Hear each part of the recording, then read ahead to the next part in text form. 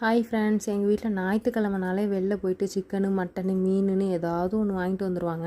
இன்றைக்கி பார்த்திங்கன்னா இறால் வீட்டு வாசலுக்கே கொண்டு வந்தாங்க. அதனால் அவங்கள்ட்டே வாங்கியாச்சு. இறாலை ஈஸியாக கழுவியும் எடுத்துடலாம், வேலையும் டக்குன்னு முடிஞ்சிடும்னு எனக்கு ஒரே சந்தோஷமாக போச்சு. இந்த இறால் மேலே தோல் பிச்சுட்டு உள்ளே கருப்பாக இருக்கும், அதை எடுத்துட்டா அவ்வளோதான், வேலை முடிஞ்சிருச்சு. இறால் குழம்பு பார்த்திங்கன்னா ஒருத்தர் ஒரு மாதிரி வைப்பாங்க. நாங்கள் இன்றைக்கி எப்படி வைக்கிறோங்கிறத காமிக்கிறேன். எல்லாம் சுத்தமாக க்ளீன் பண்ணி எடுத்தாச்சு.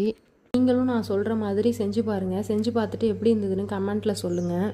எண்ணெய் ஊற்றி வெந்தயம் கருவடகம் போட்டு தாளித்து வச்சுட்டு வெங்காயம் தக்காளி போட்டு நல்லா வதக்கி எடுத்துக்கணும். அதுக்கப்புறம் பார்த்திங்கன்னா அதில் கத்திரிக்காயையும் போட்டு வதக்கி எடுத்துக்கிட்டேன். நல்லா வதக்கின அப்புறம் அது எல்லாத்தையும் புளியும் மிளகாத்தூளும் போட்டு கரைச்சி குழம்பு ரெடி பண்ணி வச்சுக்கிட்டேன். அதை எடுத்து ஊற்றி தாளித்து மூடி வைக்க வேண்டியதான். நல்லா கொதிச்ச அப்புறம் காயெலாம் குழம்புல போட வேண்டியதான். நான் இன்றைக்கி பார்த்திங்கன்னா முருங்கைக்காய், பரங்கிக்காய், உருளைக்கிழங்கு இதுதான் நான் கட் பண்ணி வச்சுருக்கேன். இதை போட்டு நல்லா கொதிக்க வைக்க போகிறோம் குழம்புல. கொதிச்ச அப்புறம் லாஸ்ட்டாக இறாலையும் போட்டு நல்லா கொதிக்க வைக்க வேண்டியதுதான்.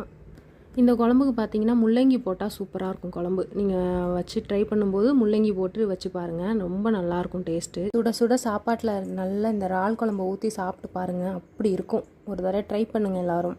இந்த வீடியோ பிடிச்சிருந்தால் லைக் பண்ணுங்கள், ஷேர் பண்ணுங்கள், கமெண்ட் பண்ணுங்கள். மறக்காமல் சப்ஸ்கிரைப் பண்ணிக்கோங்க.